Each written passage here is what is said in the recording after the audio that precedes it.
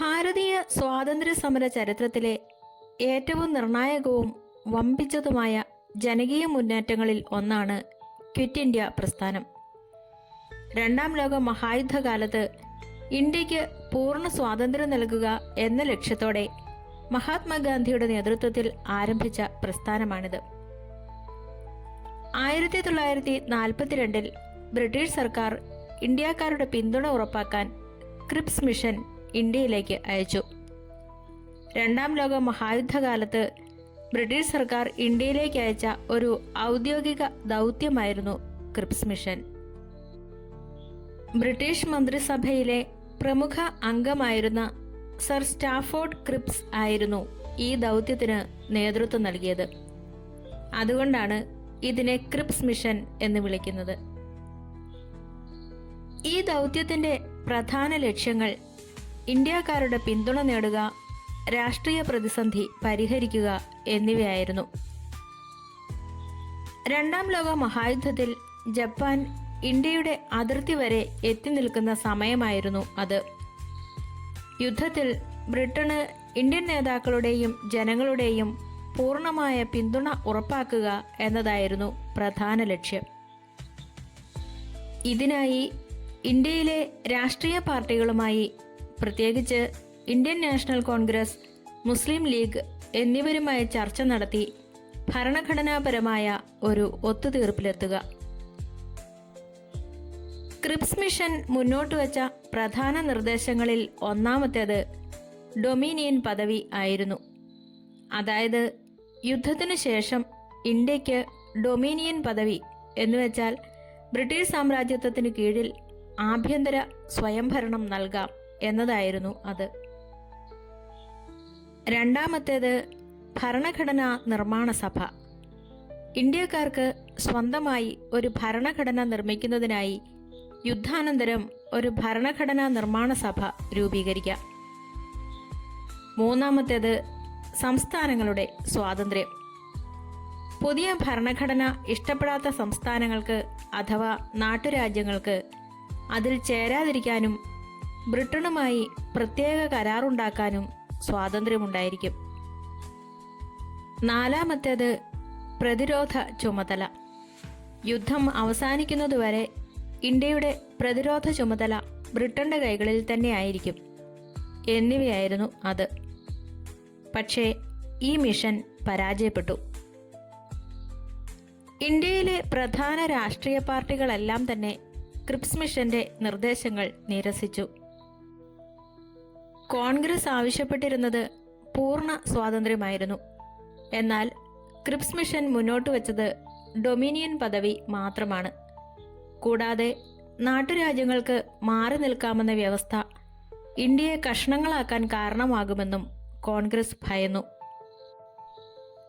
ഈ നിർദ്ദേശങ്ങളെ Mahatma Gandhi a post dated cheque on a crashing bank, അതായത് തകരുന്ന ബാങ്കിൽ നിന്ന് നൽകിയ മാറാനാവാത്ത ചെക്ക് എന്നാണ് വിശേഷിപ്പിച്ചത്. പാകിസ്ഥാൻ എന്ന തങ്ങളുടെ പ്രത്യേക രാജ്യത്തിനായുള്ള ആവശ്യം ഇതിൽ വ്യക്തമായി അംഗീകരിക്കാത്തതിനാൽ മുസ്ലിം ലീഗും ഇത് നിരസിച്ചു. തൽഫലമായി ക്രിപ്സ് മിഷൻ പൂർണ്ണമായി പരാജയപ്പെടുകയും സർ സ്റ്റാഫോർഡ് ക്രിപ്സ് നിരാശനായി ബ്രിട്ടനിലേക്ക് മടങ്ങുകയും ചെയ്തു. ഇന്ത്യക്ക് പൂർണ്ണ സ്വാതന്ത്ര്യം നൽകാത്ത, തൃപ്തികരമല്ലാത്ത നിർദ്ദേശങ്ങൾ മുന്നോട്ട് വെച്ച ക്രിപ്സ് മിഷന്റെ പരാജയത്തെ തുടർന്ന് ബ്രിട്ടീഷുകാർ ഇന്ത്യ വിട്ടുപോവുകയല്ലാതെ മറ്റു മാർഗമില്ലെന്ന് ഗാന്ധിജിയും കോൺഗ്രസും തീരുമാനിച്ചു. അങ്ങനെയാണ് 1942 ഓഗസ്റ്റിൽ നടന്ന അഖിലേന്ത്യാ കോൺഗ്രസ് കമ്മിറ്റി സമ്മേളനത്തിൽ ക്വിറ്റ് ഇന്ത്യ പ്രമേയം പാസാക്കിയത്. ഈ സമരകാലത്താണ് ഗാന്ധിജി തന്റെ പ്രസിദ്ധമായ ഡു ഓർ ഡൈ, അതായത് പ്രവർത്തിക്കുക അല്ലെങ്കിൽ മരിക്കുക എന്ന ആഹ്വാനം രാജ്യത്തിന് നൽകിയത്. ഇന്ത്യക്ക് സ്വാതന്ത്ര്യം നേടിത്തരിക അല്ലെങ്കിൽ ആ ശ്രമത്തിൽ ജീവൻ വെടിയുക എന്നതായിരുന്നു ഇതിന്റെ അർത്ഥം. സമരപ്രഖ്യാപനം വന്ന ഓഗസ്റ്റ് 9 പുലർച്ചെ തന്നെ മഹാത്മാഗാന്ധി, ജവഹർലാൽ നെഹ്റു, സർദാർ വല്ലഭായ് പട്ടേൽ ഉൾപ്പെടെയുള്ള പ്രമുഖ കോൺഗ്രസ് നേതാക്കളെ ബ്രിട്ടീഷ് സർക്കാർ അറസ്റ്റ് ചെയ്ത് ജയിലിലടച്ചു. നേതാക്കളുടെ അറസ്റ്റോടെ പ്രസ്ഥാനം ജനങ്ങൾ ഏറ്റെടുത്തു. ഇതൊരു ജനകീയ വിപ്ലവമായി മാറി. രാജ്യമൊട്ടാകെ ഹർത്താലുകളും പ്രകടനങ്ങളും നടന്നു. റെയിൽവേ ലൈനുകൾ തകർക്കുക, ടെലിഗ്രാഫ് ലൈനുകൾ മുറിക്കുക, സർക്കാർ ഓഫീസുകൾ ആക്രമിക്കുക തുടങ്ങിയ രീതികളിൽ ജനങ്ങൾ പ്രതിഷേധിച്ചു. ബ്രിട്ടീഷ് സർക്കാർ ലാത്തിചാർജ്, വെടിവയ്പ് പോലുള്ള കടുത്ത അടിച്ചമർത്തൽ മുറകളിലൂടെയാണ് ഈ സമരത്തെ നേരിട്ടത്. പതിനായിരക്കണക്കിന് ആളുകൾ ജയിലിലാവുകയും നിരവധി പേർക്ക് ജീവൻ നഷ്ടമാവുകയും ചെയ്തു. കേരളത്തിലും ക്വിറ്റ് ഇന്ത്യ സമരം വലിയ ചലനങ്ങൾ സൃഷ്ടിച്ചു. കിഴരിയൂർ ബോംബ് കേസ് കേരളത്തിലെ ക്വിറ്റ് ഇന്ത്യ സമരവുമായി ബന്ധപ്പെട്ട ഏറ്റവും പ്രശസ്തമായ സംഭവമാണ്. കോഴിക്കോടിനടുത്തുള്ള കിഴരിയൂരിൽ വെച്ച് ബ്രിട്ടീഷ് വിരുദ്ധ പ്രവർത്തനങ്ങൾക്കായി ബോംബ് നിർമ്മിച്ചു എന്നതാണ് ഈ കേസ്. മലബാറിലുടനീളം ഒരേ ദിവസം ഒരേ സമയം സ്ഫോടനങ്ങൾ നടത്താനായിരുന്നു പദ്ധതി. പദ്ധതി പൂർണ്ണമായി വിജയിച്ചില്ലെങ്കിലും മലബാറിലെ ചിലയിടങ്ങളിൽ സ്ഫോടനങ്ങൾ നടന്നു. കൂടാതെ മഞ്ചേരി, തലശ്ശേരി, പയ്യന്നൂർ തുടങ്ങിയ സ്ഥലങ്ങളിലും ശക്തമായ പ്രതിഷേധങ്ങൾ നടന്നു. രഹസ്യ വിവരങ്ങൾ ചോർന്നതിനെ തുടർന്ന് ബ്രിട്ടീഷ് പോലീസ് വ്യാപകമായ തിരച്ചിൽ നടത്തുകയും വിപ്ലവകാരികളെ അറസ്റ്റ് ചെയ്യുകയും ചെയ്തു. കേസിൽ ആകെ 32 പ്രതികളുണ്ടായിരുന്നു.